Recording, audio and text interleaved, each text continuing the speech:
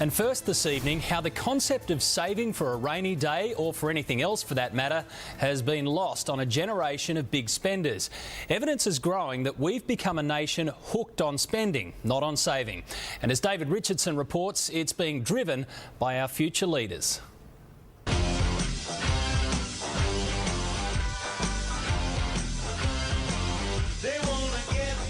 I do think we're reckless with our money. They're a generation more interested in cutting back on carbs than curbing their spending. Credit cards definitely feel like free money.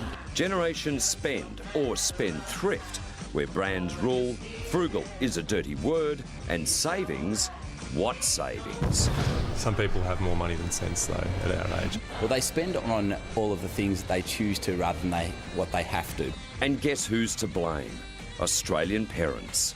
They give, on average, per year, around $22 to $23 billion. Liesl O'Dwyer, Senior Research Associate with the University of Adelaide, explains why. A major reason was to help children become established in the housing market, to help them out with day-to-day bills.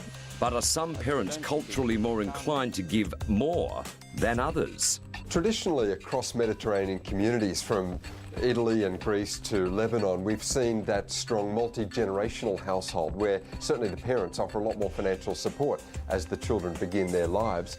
Mark McCrindle from McCrindle Research suggests children of second-generation Australians will get more from their parents. Many cultures, and particularly Asian cultures, have that strong family connection, and so definitely the parents do give a lot of input into those children and financially support them. Traditionally in the Australian households, it's more everyone for themselves. From what I've heard, Australians don't do as much as we do. Bassam Rudi is a Lebanese-Australian father of 6. He'll buy his sons their first property. It's the Lebanese way. They will be starting off with a deposit first for them. In our culture, we've got to really set up the boys more than we do the girls, because the man that does come to marry our daughters, he has to provide for the girls.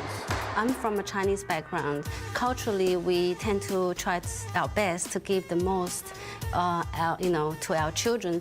Michelle Tring is a Chinese-Australian mother of 1. Her culture dictates an exchange of sorts. Look after the kids when they're young, so they look after you when you're old.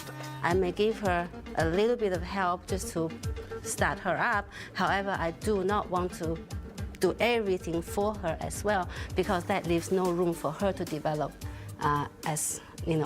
for herself. From what I've seen from Australian parents, when they retire, they like to live their life. They like to spend what money they have on themselves, which is not such a bad thing.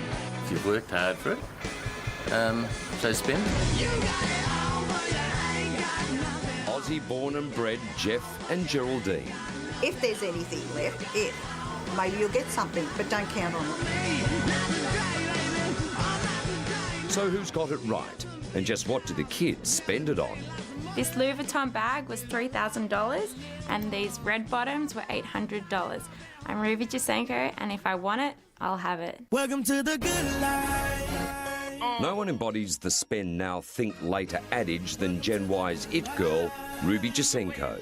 I don't save for the future, and I don't look to save for a house.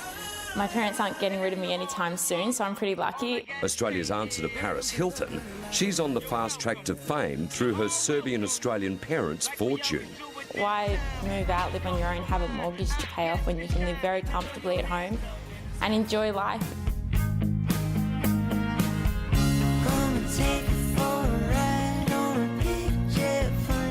For many like Ashley, a deposit for a home is the last thing on their mind.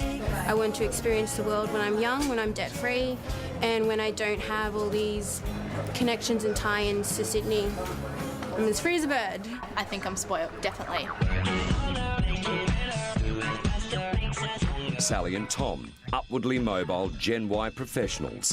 Whether it is a trip to Europe or it's, an expensive handbag or whatever, people can save, and they will save. If you compare to our parents and grandparents, then we're definitely spoiled. We've got so many things working in our favour in terms of education, way of life. There is very much a live in the now mentality.